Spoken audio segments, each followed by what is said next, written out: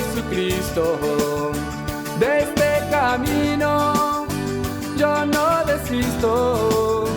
Estoy siguiendo a Jesucristo.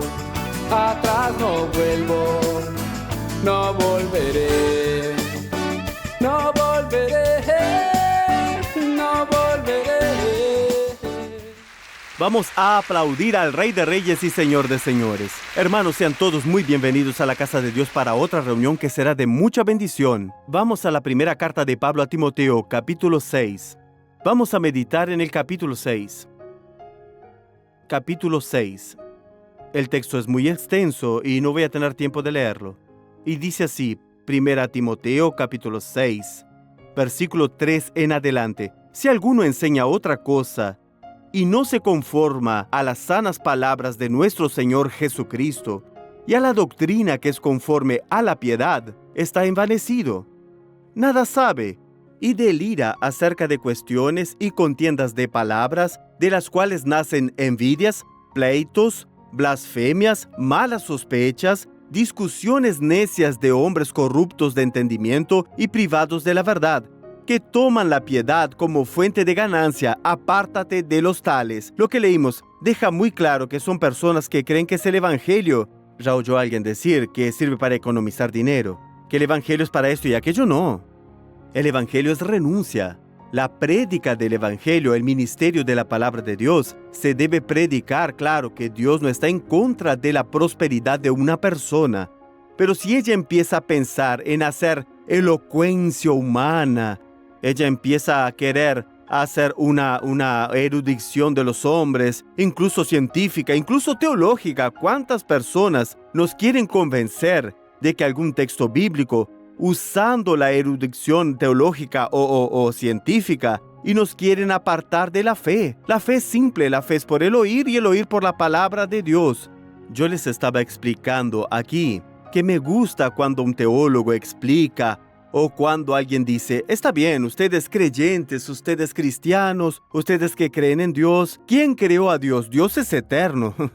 Dios es eterno, no tiene principio, medio y fin, es eterno. Pero lo explican hablando científicamente, es lindo, pero yo lo descarto. ¿Por qué? En Dios o uno cree o no cree, hermano. Dios nos explica, tiene que creer, simplemente con su corazón lo empieza a aceptar. Es un trabajo que Dios hace en su interior, es el convencimiento que es dado por el Espíritu Santo. Nada más, en la próxima reunión hablará más sobre ese asunto. Sigamos aquí y dice así. Pero gran ganancia es la piedad acompañada de contentamiento, porque nada hemos traído a este mundo, y sin duda nada podremos sacar. Así que, teniendo sustento y abrigo, estemos ya satisfechos.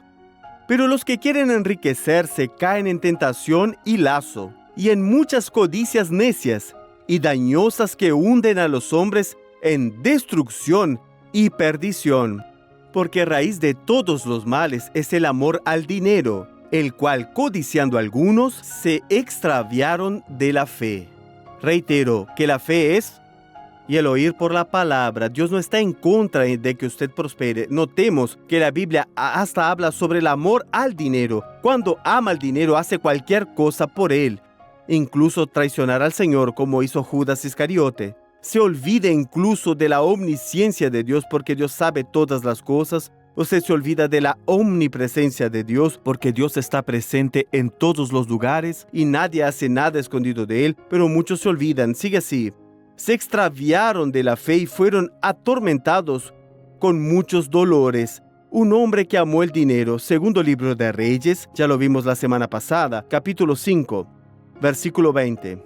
No voy a hablar mucho porque ya expliqué hace poco, pero para que vean qué es el amor al dinero.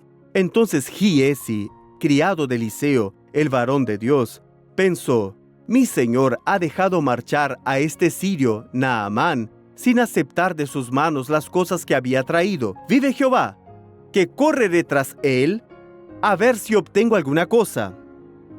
La persona se enceguece, que dice, vive Jehová, que correré tras él. Sigue así, siguió Giezi a Naamán. Y cuando Naamán vio que venía corriendo detrás de él, se bajó del carro para recibirlo, y le preguntó, ¿va todo bien? Todo bien, respondió él, pero mi señor me envía a decirte, Acaban de venir a verme de los montes de Efraín 2 jóvenes de los hijos de los profetas. Te ruego que les des un talento de plata y 2 vestidos nuevos. ¿Era verdad? No, era mentira. No se gana dinero con mentiras. Reitero, Dios no está en contra de que prospere. Dios no está en contra. Por el contrario, estoy orando para que en la iglesia Dios levante columnas. Para que Dios levante a personas que serán columnas en la casa de Dios. Personas cuyos diezmos alcancen para pagar los gastos de la iglesia, incluso todos los gastos de la iglesia, de una congregación.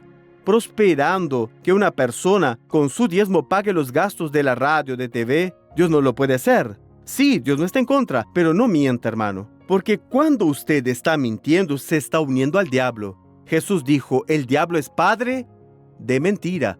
O sea, si tiene que prosperar con mentiras, no prospere.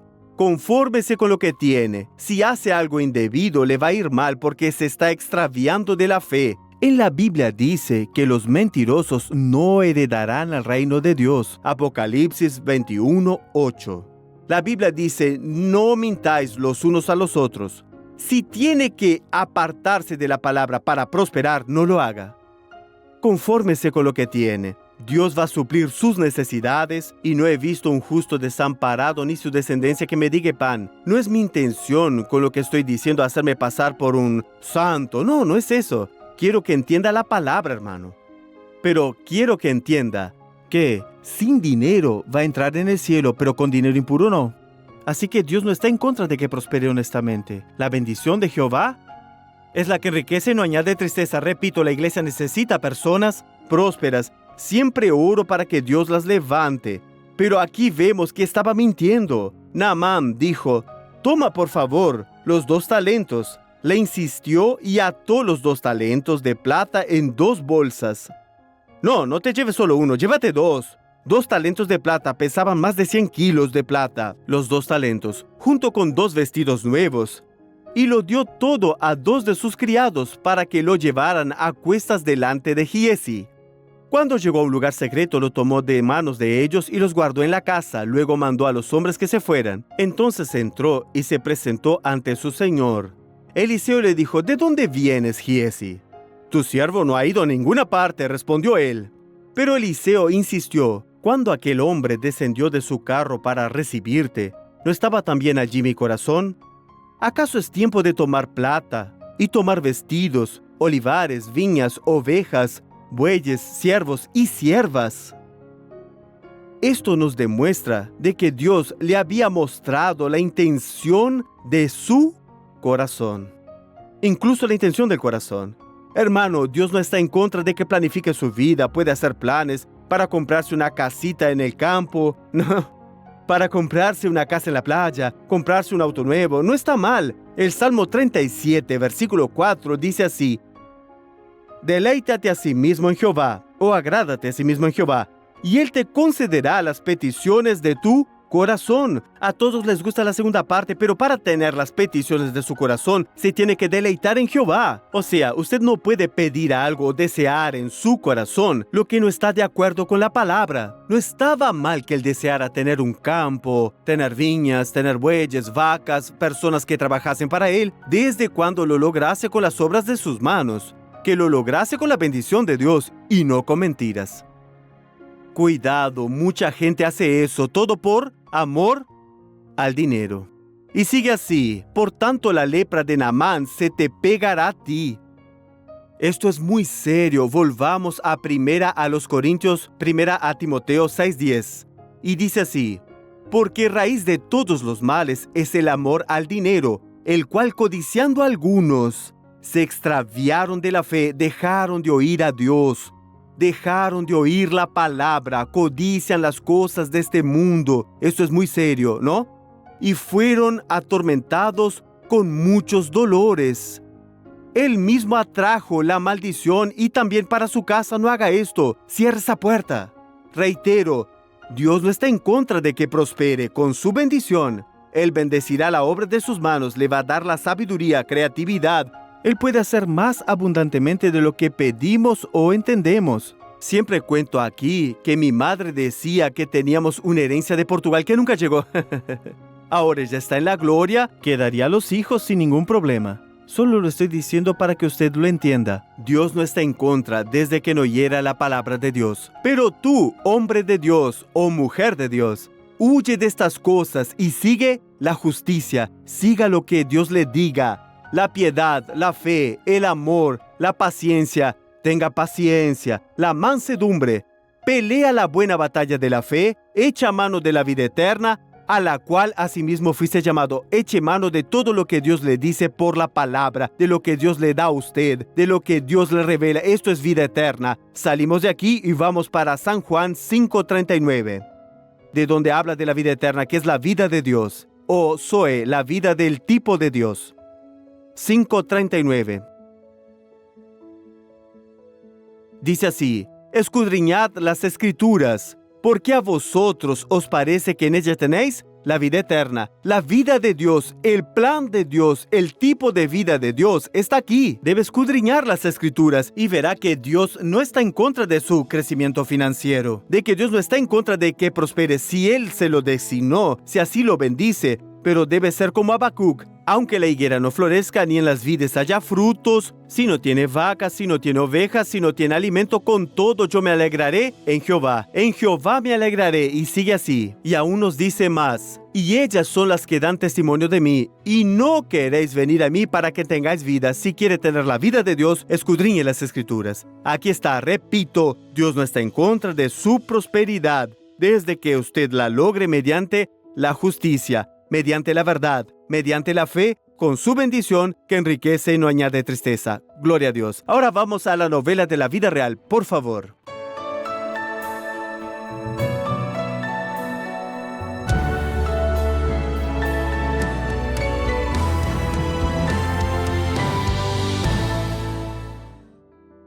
Cuando estaba nerviosa, fumaba 3 paquetes de cigarrillos por día. Solo sentía tristeza. A veces cuando estaba sin trabajo y se quedaba sin cigarrillos, me decía: ve a comprarme cigarrillos. No tengo dinero. Ve a juntar colillas por ahí. Discutíamos mucho. Él salía del trabajo y yo me quedaba deambulando, no tenía paz. Iba deambulando de bar en bar atrás de él. Él también tenía vicios, ¿no? Fumaba marihuana, consumía cocaína, bebía. A veces faltaban las cosas en casa porque me lo gastaba con el vicio. En ese momento me parecía una diversión, es bueno, pero después cuando pasa, uno dice: vaya, ¿qué hice? Me gasté todo el dinero de nuevo. Nuestra vida financiera era terrible. Despensa vacía, nevera vacía. Era una miseria, vivíamos en la miseria. Mi madre veía al Dr. Soares en la televisión y resulta que se interesó aún más en buscar una iglesia internacional de la gracia. Naturalmente, yo también empecé a ir. Si mi madre va, yo también. Ella me decía: voy a la iglesia, puedes ir, yo no voy. Y el pastor predicó, él dio esta palabra. Yo me quedé con esa palabra en el corazón. Habló de las parejas que vivían en unión libre, ¿no? Que Dios no podía oír las oraciones porque el pecado estaba causando separación. Llegué a mi casa y le dije a mi esposo: nos tenemos que casar. Le dije: ¿por qué nos tenemos que casar? Porque Dios habló conmigo que nos tenemos que casar, no podemos vivir de esa forma. Yo entendí lo que estaba diciendo. Entonces empecé a luchar contra el vicio y Dios me dio una palabra: el pecado no te puede dominar. Y fue así que Dios me liberó. Y después de que me liberé, sentí el deseo de bautizarme. Hace 10 años me bauticé. Después de que empecé a dar el diezmo, fue algo natural. Mi vida financiera empezó a cambiar. Después de un tiempo me dijo que estaba dando el diezmo, me mostraba la Biblia, me leía la 10ª parte de tu salario. Me decía: mira, nuestra compra nos está rindiendo, ¿no? Yo me quedé pensando: cómo Dios es bueno, ¿no? Entonces empecé a orar por su vida también, ¿no? Le pedí a Dios que lo liberara. Después instalé nuestra TV. Yo llegaba y lo primero que hacía era encender la televisión. Estaba el Dr. Soares, yo lo miraba un poquito. Escuchaba algunas palabras que decía y luego cambiaba de canal. Yo ya veía que él estaba cambiando, estaba más interesado. Empezó a ir a ver cuando los niños actuaban para el Día de los Padres. Después dejaba un poco de ir, después empezó a ir. Fue un día de domingo Lo recuerdo hasta hoy. Ella fue a la reunión y yo me fui al bar. Cuando ella llegó de la reunión, yo aún no había llegado. Creo que era la 1, 2 de la madrugada. Me dijo, no fuiste a la iglesia, pero fuiste al bar. Y allí ya me arrepentí mucho y dije, ¿por qué no fui a la iglesia? Un día él vino y me dijo, vamos a orar juntos. Después él solo empezó a orar por su liberación. Me puse firme con Dios porque un día me iba a liberar. Y dije, a partir de hoy no voy a beber más ni una cerveza. Fui cambiando, le decía a mi esposa, hoy vas a la reunión, voy contigo. Y empecé a ir. Hasta que un día lo dejó, fue liberado. Desde los 17 años hasta los 34 y 35. En el vicio, Dios me liberó en 6 meses. Yo le pedí a Dios, dije, Dios, ¿cómo tú me has devuelto la salud? Voy a empezar a dar unas vueltas por el estadio. Empecé a dar una vuelta, 2, 3, 4. Cuando me di cuenta había dado 10. Aún iba a correr de vez en cuando con mi esposa. Corría 10 minutos y ya me faltaba el aire. Es maravilloso tener a Jesús en nuestro corazón, la palabra viva de Dios. Ahora soy feliz con mi esposa. Hoy estoy aquí gracias a Dios, gracias a mi esposa que fue una guerrera. Dios me dio la oportunidad de llenar el vacío que había dentro de mí. Hoy todo es alegría.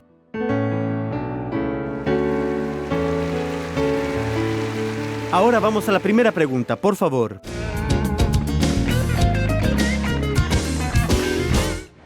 Pastor, ante un problema familiar, ¿está mal dejar la obra de Dios? ¿Qué dicen, hermanos? ¿Sí o no? Jamás, no es verdad. La Biblia dice en Hebreos 10:25, ese es otro mensaje. ¿Qué dice Hebreos 10:25? Leámoslo. Véalo. No dejando de congregarnos, como algunos tienen por costumbre. Siempre tendrá luchas en la obra o fuera de ella, pero debe enfrentarlas con la frente en alto. No puede de ninguna manera. Eclesiastés capítulo 10, versículo 4. Eclesiastés 10:4. Aunque el ánimo del príncipe se exalte contra ti, no pierdas la calma, porque la mansedumbre hace cesar grandes ofensas. Es verdad, muchos dicen, no, yo estoy haciendo la obra de Dios. Algunos dicen, de una parte y de otra. Una vez el doctor Suárez le respondió a un señor. Fue excelente la respuesta que le dio. Este señor era chapista, ¿no? En algunos lugares en el país se dice ojalatero. Sería un chapista, ¿no? Ojalatero. Resulta que este hombre tenía dificultades en su taller mecánico y dijo, doctor Suárez, ya sé lo que es.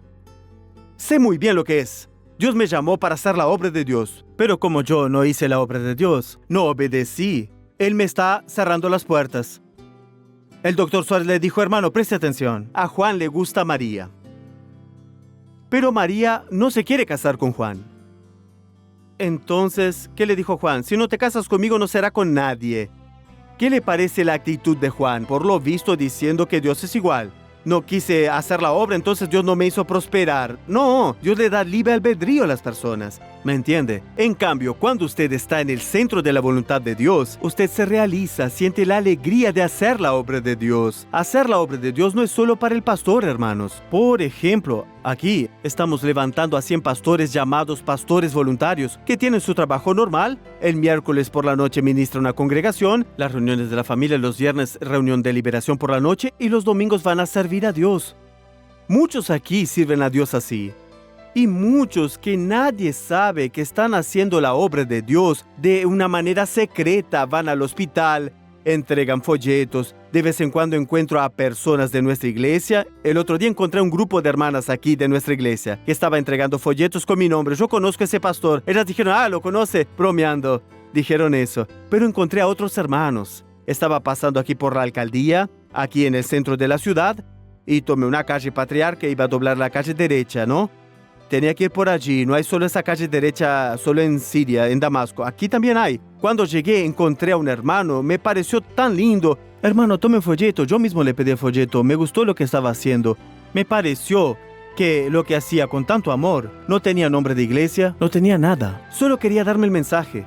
O sea, no está mal que lo tenga, todo lo contrario, debería haber algún número de teléfono o por si alguien quiere un consejo, ¿no es verdad? Una oración, incluso su número podía poner. Pero está bien, él lo hizo de esa manera, pero estaba haciendo la obra de Dios. Ahora, dejar la obra de Dios por los problemas familiares no los va a resolver, los resuelve con Dios. Con Dios se resuelven los problemas, Dios cambia cualquier situación. La segunda, por favor. Pastor, ¿por qué Jesús eligió hombres simples para que sean discípulos? Hermano, muchos dicen que es simple. Ellos eran pescadores porque hombres instruidos lo serían hombres instruidos religiosos, ¿no? O sea, eran hombres instruidos en la religión. Hechos de los Apóstoles, capítulo 4. Eran Juan y Pedro, quienes estaban allí. Capítulo 4, versículo 13. Entonces, viendo la valentía de Pedro y de Juan, y sabiendo que eran hombres sin letras y del vulgo, se admiraban y les reconocían que habían estado con Jesús. Aunque Pedro y Juan no eran dos hombres de bajos recursos, hermanos, sin trabajo, ya que no tienen trabajo, vengan conmigo, no. El mayor éxito de Pedro en su vida fue cuando fue llamado. Fue cuando lanzó la red sobre la palabra del Señor. ¿Y cómo salió la red, hermanos? Llena de pescados. Ese día Jesús los llamó, ahora serás pescador de hombres. Dejó todo. Juan y Santiago, los dos hermanos, como Pedro y Andrés, tenían barcos. Algunos solían decir que Juan y Santiago tenían un comercio de pesca. Y dejaron todo. Ahora sigamos adelante y vamos a hablar de Saulo de Tarso, que era un apóstol también. No como los 12, sino que fue llamado directo por el Señor. Y el Pablo, según los historiadores, hablaba ¿cuántos idiomas? 8. Imagínese, hermano. Sí, sabía mucho, pero dejó todo, abandonó todo lo que tenía. Para que entienda, era un fariseo instruido por Gamaliel, era un hombre erudito en las escrituras, un erudito en la ley, erudito en la ciencia humana y demás, pero fue llamado. Pero Dios llama a todos. Puede ser a alguien que nunca fue a la escuela, a quien fue como Pablo, muy lejos, Dios lo llama. Y cuando llama, Dios capacita a la persona, puede estar seguro.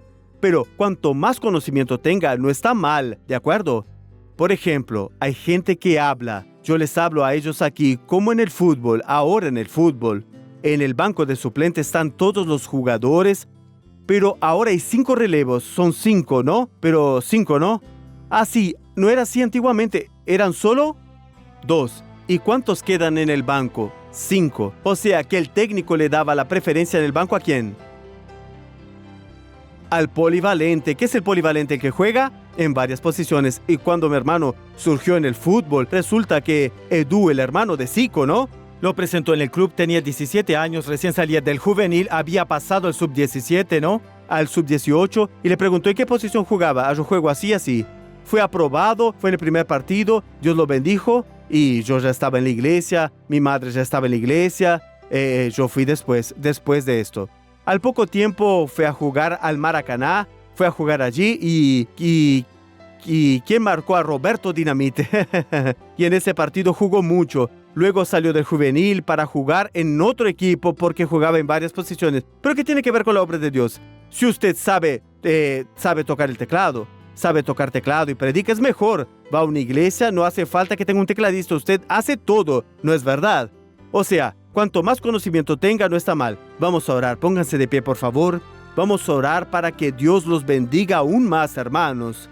Cierre los ojos. Padre, te pido una bendición no solo para estas personas, sino a sus familiares. Hay muchas personas o algún familiar que está enfermo, algún familiar que no está bien de salud, algún familiar que está muy perturbado, atormentado, como este señor que está cerca de un infarto, de un derrame por la hipertensión. Ven ahora con tu poder, incluso dale el médico correcto, porque esto no está mal. Yo uno mi fe a la fe de todos, levanto la voz para ordenarle al mal que está en esta vida, que se vaya ahora. Hipertensión, vuelve a la normalidad. Le ordeno a la glucemia elevada que retroceda en el nombre de Jesús. En el poder que hay en el nombre de Jesucristo, todo el mal está deshecho para siempre en el nombre de Jesús. Ahora, Padre, ven con tu poder sobre esta casa, donde haya alguien enfermo en el hospital, por la persona con cáncer, que ya fue desahuciada por los médicos, por la persona viciada en la bebida, adicta a las drogas. Levanto la voz y ordeno mal, sal de esta casa, sal de esta familia, sal ahora. Yo quería invitarlo a usted que me está viendo, viendo el show de la fe y participando de esas bendiciones, a que también oiga la voz de Dios y sea una persona responsable de este programa, siendo un patrocinador. Sienta en su corazón con cuánto quiere Dios que usted nos ayude. La Biblia dice que eso que usted está sintiendo es la semilla que Dios está poniendo en su mano para ayudarnos. ¿Y qué hago, Dr. Suárez? El número de teléfono aparece en su pantalla. Llámenos y crea. Cuando Dios llama a alguien para ser patrocinador, Él tiene un gran plan para esa persona. No desprecie lo que Dios tiene para usted. Ayúdenos a llevar almas a Jesús. Y después usted dirá, muchas gracias, Dr. Suárez, y yo diré, muchas gracias, Señor, por haberme usado. Que el Señor le bendiga y le guarde en el nombre de Jesús. Llámenos ahora, en este momento. Volveré.